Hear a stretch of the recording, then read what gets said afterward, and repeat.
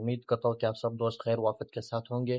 اللہ تعالیٰ آپ سب کو ہمیشہ خوش و آباد رکھے۔ تو دوستو، آج کی کہانی بہت ہی سبق آموز اور عبرتناک کہانی ہے، تو سنیے گا۔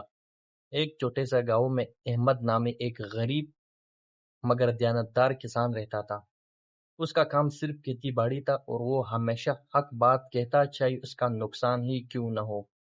ایک دن گاؤں کے رئیس اکبر خان کا بیل اچانک مر گیا۔ چونکہ بیل بہت قیمتی تھا، اکبر خان نے کسی پر الزام لگانا چاہا تاکہ اس سے تاوان وصول کرے۔ اس نے احمد پر الزام لگا دیا کہ اس نے بیل کو زہر دیا ہے، کیونکہ احمد کا قید بیل کی راہ میں آتا تھا۔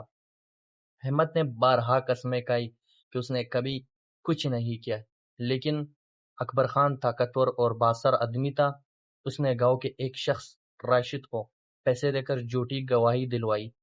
عدالت لگی، گواہی ہوئی اور احمد کو مجرم قرار دے کر قید کی سزا سنائی گئی۔ چند مہینے بعد راشد کو سخت بخار ہوا۔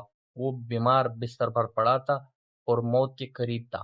ضمیر کا بوجھ اس پر اتنا بھاری ہو گیا کہ اس نے سچ اگل دیا۔ احمد بے قصور ہے، میں نے پیسوں کی لالچ میں آ کر جھوٹ بولا تھا۔ اللہ اکبر۔ جب یہ بات گاؤں والوں کو معلوم ہوئی تو وہ شرمندہ ہوئے۔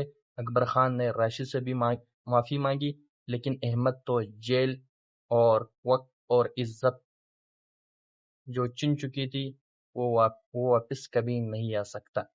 جھوٹ دوستو، جھوٹ جو ہے وہ وقتی فائدہ دے سکتا ہے، لیکن ضمیر کی عدالت میں ہمیشہ سچ جیتتا ہے۔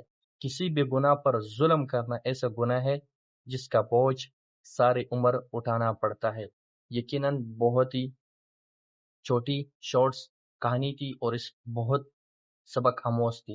امید کرتا ہوں اگرچہ میں نے کچھ ترتیب سے یا جس انداز میں پڑھنا تھا سنانا تھا میں نے نہیں سنا ہے، تو اس کے لیے معذرت۔ امید کرتا ہوں کہ آپ کو سمجھ آ گیا ہوگا اور آپ لوگ میرے سے اچھی طرح سمجھتے ہوں گے اور سمجھے ہوں گے۔ شکریہ۔